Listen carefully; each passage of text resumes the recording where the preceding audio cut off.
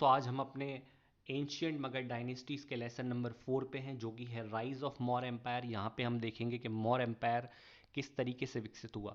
तो मौर्य एम्पायर की बात करी जाए तो 321 बीसी से 185 बीसी तक ये डायनेस्टी चली थी, और धनानंद की हार के पश्चात चंद्रगुप्त मौर्य ने चाणक्य की मदद से ये साम्राज्य स्थापित किया था। अगर मैं बात करूं मौर्य एम्पायर की, तो पूरे भारतवर्ष में अभी तक सबसे बड़ा एम्पायर मौर्य एम्पायर ही था, और ये अपने कुशल एडमिनिस्ट्रेशन के कारण ज़्यादा जाना जाता था। जैसा हम यहाँ देख रहे हैं मैप में कि ये पूरा ईस्टर्न बॉर्डर ऑफ अफगानिस्तान से लेकर वर्तमान भारत के राइट बॉर्डर तक, साउथ में दक्कन तक और ऊपर हिंद कुश पर्वत तक इसकी सीमाएं फैली हुई हैं। ये जो एम्पायर था इसका एडमिनिस्ट्रेशन इतना कुशल था कि इसमें किंग के साथ यानी कि राजा के साथ एक मंत्री परिषद होता था, और उस मंत्री परिषद का एक अध्यक्ष होता था, और मंत्री परिषद में पुरोहित, सेनापति, युवराज, अमात्य जैसे पद होते थे। ब्यूरोक्रेसी के मामले में देखा जाए तो अलग अलग डिपार्टमेंट्स भी रहे हैं, जैसे अकाउंट्स का, ट्रेजरी का और फॉरेस्ट का, और इन हर एक डिपार्टमेंट का एक अध्यक्ष रहता था, हेड रहता था। तो इतना कुशल नेतृत्व था मौर्य एम्पायर का, और इसी के चलते हम इस इतनी महान डायनेस्टी को पढ़ते हैं। ये डायनेस्टी अपने कुशल नेतृत्व एडमिनिस्ट्रेशन के कारण ज़्यादा जानी जाती है, क्योंकि उसी के चलते ही इतनी ये विकसित हो पाई है। तो अब हम एक एक करके इसके वो तमाम डिपार्टमेंट्स के बारे में समझते हैं, देखते हैं। तो अगर मैं बात करूं डिपार्टमेंट्स की, तो हम प्रमुख डिपार्टमेंट्स की बात करते हैं। जैसे कि एग्रीकल्चर डिपार्टमेंट्स को जो हेड करता था उसको शताध्यक्ष बोलते थे। वेट डिपार्टमेंट भी था जिसको तुलामन पंतक अध्यक्ष बोलते थे। टेक्सटाइल डिपार्टमेंट के अध्यक्ष को सूत्र अध्यक्ष बोलते थे। मेरी टाइम यानी कि जो नेवी थी उससे रिलेटेड डिपार्टमेंट के अध्यक्ष को नाव अध्यक्ष बोलते थे। डॉक्यूमेंट्स, जो गवर्नमेंट डॉक्यूमेंट्स होते हैं, वो मुद्रा अध्यक्ष कहलाता था, उसके अंतर्गत ही आता था डिपार्टमेंट। समास्त जो था वो ट्रेड रूट को देखता था, और सुरा अध्यक्ष एक्साइज को देखता था। यानी कि जो वर्तमान आज समय में हम देखते हैं इतने डिपार्टमेंट्स हैं, तो मौर्य एम्पायर में ये तमाम डिपार्टमेंट्स थे। जहाँ तक कि जासूसी प्रणाली बहुत उम्दा थी इनके समय की। जो कि संस्थान थे वो स्टेशनरी स्पाइस थे, और संचारी जो थे वो वेंडरिंग यानी कि घूमते फिरते इस पर थे, और उनको गोधा पुरुष कहा जाता था। तो ये इतनी, आप कह सकते हैं इतना कुशल नेतृत्व था, एडमिनिस्ट्रेशन को बोल सकते हैं। और देखिए, अगर हम बात करें एडमिनिस्ट्रेशन किस तरीके का था, तो देखिए ये एक मोनार्की फॉर्म ऑफ गवर्नमेंट थी, सेंट्रलाइज एब्सोल्यूट मोनार्की बोलते हैं, जहाँ पे किंग जो होता है उसके पास पूरी पावर्स होती हैं। और इनका पूरा जो साम्राज्य था वो केवल 4 प्रोविंस में डिवाइड था, तोशाली, उज्जैन, स्वर्णगिरी एंड तक्षशिला, है ना।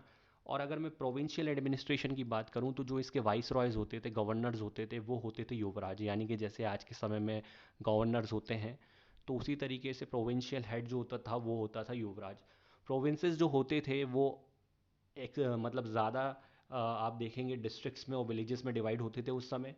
और एक्सटेंसिव ब्यूरोक्रेसीज का जो नेटवर्क था वो इतना तगड़ा था कि जो ट्रेजरार होते थे उन्हें सानिध्यास बोलते थे, कलेक्टर्स होते थे उन्हें समाहर्तास बोलते थे, और क्लर्क्स होते थे उन्हें कार्मिक्स बोलते। तो आप आज की समय से रिलेट कर सकते हैं इस चीज़ को पूरा। राजा के काउंसिल ऑफ मिनिस्टर को हमने देखा, तो उसी तरीके से युवराज का काउंसिल ऑफ मिनिस्टर भी होता था, और जो कि महामताज कहलाते थे। और चाणक्य की जो ब्यूरोक्रेसी थी उस पर पूरा के पूरा ये सिस्टम आधारित था। उस ब्यूरोक्रेसी का जो हम ग्रंथ पढ़ते हैं, अर्थशास्त्र, चाणक्य ने लिखा था, और वही इसका इम्प्लीमेंट मौर्य एम्पायर के अंदर। और चाणक्य जो थे वो प्रोफेसर थे तक्षशिला यूनिवर्सिटी में। अब हम बात करते हैं चाणक्य के जो शागिर्द थे चंद्रगुप्त मौर्य, उनके बारे में। तो चंद्रगुप्त मौर्य ने मौर्य वंश की स्थापना करी थी, परंतु उनका खुद का इतिहास क्लियर नहीं है कि वो एक्चुअल में किस रिजाइन के थे। कुछ ग्रंथ कहते हैं कि वो नंद क्लेन के थे, कुछ कहते हैं मौर्य ट्राइब के थे, लेकिन उनके बारे में ऐसी कोई क्लियरिफिकेशन नहीं है इतिहास में। ग्रीक टेक्स्ट उन्हें सेंड्रोकोट्स कहता था। चाणक्य उनके एडवाइज़र थे, जिसकी मदद से उन्होंने इतना बड़ा साम्राज्य स्थापित किया और उसे सरहदों तक फैलाया। कैसे फैलाया, उसका एक उदाहरण है सेल्यूकस निकेटर के साथ उनकी संधि। एक मैरिज अलायंस उन्होंने सेल्यूकस निकेटर के साथ किया था। चंद्रगुप्त ने उन्हें 500 हाथी दिए थे, और उसके बदले में सेल्यूकस निकेटर ने अपनी पुत्री हेलेना का जो विवाह था वो चंद्रगुप्त मौर्य के साथ किया, और साथ ही साथ हम इसे कहें दहेज में दे दिया, गिफ्ट के तौर पे दे दिया। उन्होंने 4 प्रांत दे दिए थे उन्हें, जो कि आज वर्तमान में अफगानिस्तान और पाकिस्तान में आते हैं, कांदार, हेरात, बालूचिस्तान और काबुल। और इस तरीके से जो मुग़ल एम्पायर था उससे भी बड़ा एम्पायर मौर्य एम्पायर का बना।